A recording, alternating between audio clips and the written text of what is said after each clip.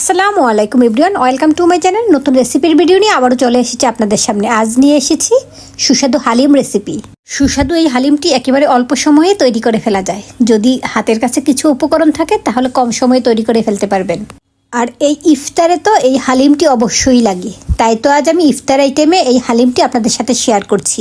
আমার ফ্যামিলির লোকজন এটা পরোটা অথবা লুচি দিয়ে খেয়ে থাকে, তবে আমার খালি খালি খেতেও অনেক ভালো লাগে। আর আজকের এই হালিমটি আমি রেডি হালিম মিক্স দিয়ে করছি। এখানে আমি একটা রাঁধুনি রেডি হালিম মিক্স নিয়েছি। এই হালিম মিক্সটা খুব বেশি দাম না। এই হালিম মিক্সের প্রতি প্যাক দিয়ে 8 থেকে 9 জন খাওয়া যায়। এই হালিম মিক্সের মূল প্যাকেটের ভিতর আলাদা আলাদা দুটি প্যাকেট রয়েছে। একটিতে রয়েছে মশলা এবং অন্যটিতে রয়েছে ডাল ও শস্য। এখন এই ডালের প্যাকেটটা কেটে একটা মিক্সিং বলে নিয়ে নিচ্ছি। এখানে কয়েক ধরনের ডাল দেওয়া আছে: মসুর ডাল, মুগ ডাল, ছোলার ডাল, খেসারির ডাল, মাসকলাইয়ের ডাল, মটর ডাল, এমন অনেক ধরনের ডাল রয়েছে। সাথে কিছু সুগন্ধি চালও রয়েছে। সবগুলো মিক্স করেই কিছু অংশ এই প্যাকেটে নিয়েছি। এখন এতে আমি 2 কাপ ফুটন্ত গরম পানি দিয়ে ভিজিয়ে রাখবো।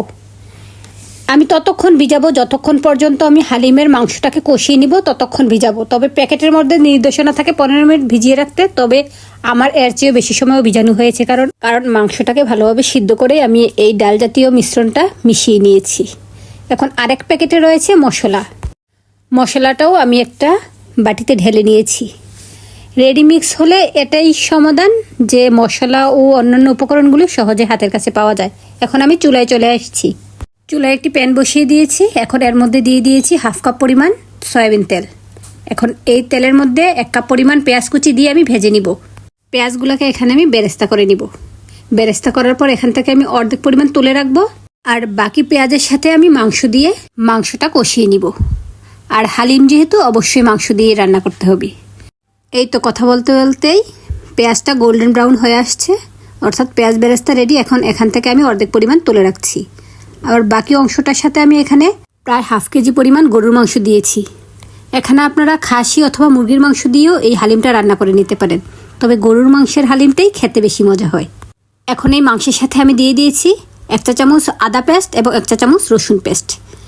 এই পেঁয়াজ বেরেস্তার সাথে আদা রসুন পেস্ট দিয়ে মাংসটাকে আমি বেশ কিছুক্ষণ ভেজে নিব। আমি এখনও কোনো লবণ ইউজ করছি না, পরবর্তীতে লবণটা ইউজ করব। এভাবে 2-3 মিনিট অল্প আঁচে ভেজে নেওয়া শেষে এখন এর মধ্যে আমি দিয়ে দিচ্ছি হালিম মিক্সের প্যাকেটে থাকা মশলাটুকু।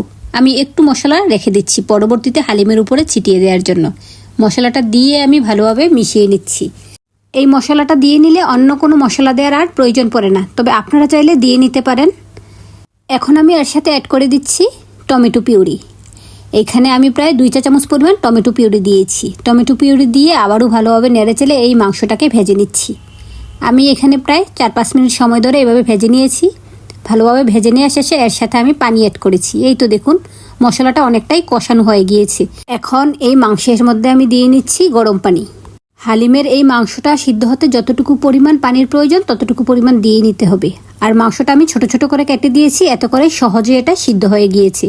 তাই আমি এখানে প্রায় 1-1.5 কাপ পরিমাণ পানি দিয়ে এটাকে ঢাকনা দিয়ে ডেকে দিয়েছি। ঢাকনা দিয়ে ডেকে যখন এটা ভালোভাবে কষে মাংসটা সিদ্ধ হয়ে আসবে তখন আমি আবারও ঢাকনা তুলে নিচ্ছি। এই তো দেখুন মাংসটা অনেকটাই কষানো হয়ে গিয়েছে, মাংসটাও সিদ্ধ হয়ে এসেছে। আর এই পর্যায়ে লবণ অ্যাড করে দিবেন। যদিও মশলার মধ্যে লবণ রয়েছে তারপরও স্বাদমতো লবণ এখানে অ্যাড করে দিবেন। এখন দিয়ে নিচ্ছি ভিজিয়ে রাখা ডালের গুঁড়াগুলো। হালিমের মাংসটা যেহেতু সিদ্ধ হয়ে গিয়েছে এখন এই অংশটা খুব বেশি সময় লাগবে না। এখন ডালের দানাগুলো ভালোভাবে সিদ্ধ হয়ে এটা ঘন হয়ে আসা পর্যন্ত জাল করে নিব। আর যেহেতু ডাল খুব বেশি সময় লাগবে না, সহজেই সিদ্ধ হয়ে আসবে, তাই আমি অনবরত নেড়েচেড়ে বাকি অংশটা জাল করে নিব। এখানে আমি আবারও ভালোভাবে নেড়েচেড়ে ঢাকনা দিয়ে ডেকে দিচ্ছি। ঢাকনা তুলে অবশ্যই একটু পরপর নেড়ে দিচ্ছি, যেহেতু ডাল লেগে যাওয়ার জন্য কোনো সম্ভাবনা না থাকে সেজন্য আমি একটু পরপরই নেড়ে দিই। আর এই মুহূর্তে কে কোথা থেকে আমার এই ভিডিওটি দেখছেন এবং ভিডিওটি কেমন লাগছে আমাকে কমেন্টে জানাতে পারেন। এতে করে আমি আপনাদের সাথে কমেন্টের মাধ্যমে কথা বলতে পারবো। এই তো দেখুন অনেকটাই ঘন হয়ে এসেছে। এই মুহূর্তে চুলার আঁচটা মিডিয়াম লোতে রেখেই আমি জাল করে নিচ্ছি। আর যদি ভিডিওটি ভালো লেগে থাকে তাহলে একটি লাইক দিয়ে যাবেন। আর যদি আমার চ্যানেলে নতুন হয়ে থাকেন তাহলে চ্যানেলটি ঘুরে আসতে পারেন। চ্যানেলে অনেক ধরনের রান্নার ভিডিও রয়েছে, ভালো লেগে থাকলে সাবস্ক্রাইব করে পাশে থাকা বেল আইকনটি বাজিয়ে দিবেন। এতে করে আমি নতুন কোনো ভিডিও দিলে নোটিফিকেশন সবার আগে আপনার কাছে পৌঁছে যাবে। আর ভিডিও সম্পর্কে কোনো তথ্য জানা থাকলে আমাকে কমেন্টস করবেন, আমি কমেন্টে উত্তর দিয়ে দিব। আর যারা ইতিমধ্যে সাবস্ক্রাইব করেছেন তাদেরকে অসংখ্য ধন্যবাদ। এই তো দেখুন হালিমটা অনেকটাই ঘন হয়ে এসেছে, পারফেক্টলি রান্না হয়েছে। মাংসের পাশাপাশি ডালের দানাগুলো সিদ্ধ হয়ে এসেছে। এখন গরম গরম এই হালিমটি চুলা থেকে তুলে সার্ভ করে নিয়ে আসবো।